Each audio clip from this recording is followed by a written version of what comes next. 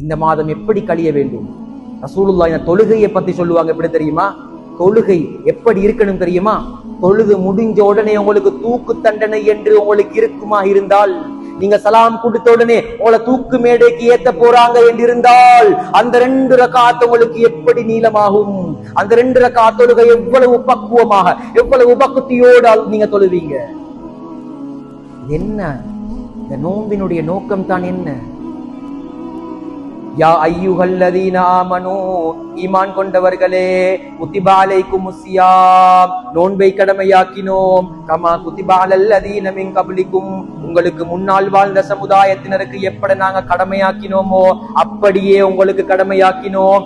ஏன்? லஅல்லக்கும் தத்தகூன், நீங்கள் தக்வாதாரிகளாக மாறி போக வேண்டும். ரமலானுடைய 9 நோன்பு 10 நோன்பு கழிஞ்சிருக்குதுண்டா யோசிச்சு பாருங்க. தாங்க யோசிச்சு பாருங்க, என் உள்ளத்துல தக்வாவினுடைய அடையாளம் இருக்கிறதா? தக்வாவினுடைய அடையாளம் என்ன? தொழுகையிலே ஆர்வம் இருக்கிறதா? ஜக்காத்துக்களிலே ஆர்வம் இருக்கிறதா? அல்லது தஹஜ்ஜத்திலேயாவது உங்களுக்கு இன்பம் இருக்கிறதா? ஸல்லல்லாஹு அலைஹி வஸல்லம் அவர்கள் அந்த ஈமானினுடைய, அந்த தக்வாவினுடைய அலாமத்துக்கள், தக்வா வந்ததற்கான அடையாளம் தான் என்ன? அல்லாஹ் நோன்பை தந்தா என்னதுக்கு? யா அய்யுஹல்லதீன ஆமனூ குத்திபா அலைக்குமுஸ் ஸியாம் கமா குத்திபா அலல்லதீன மின் கப்லிக்கும் லஅல்லக்கும் தத்தகூன்.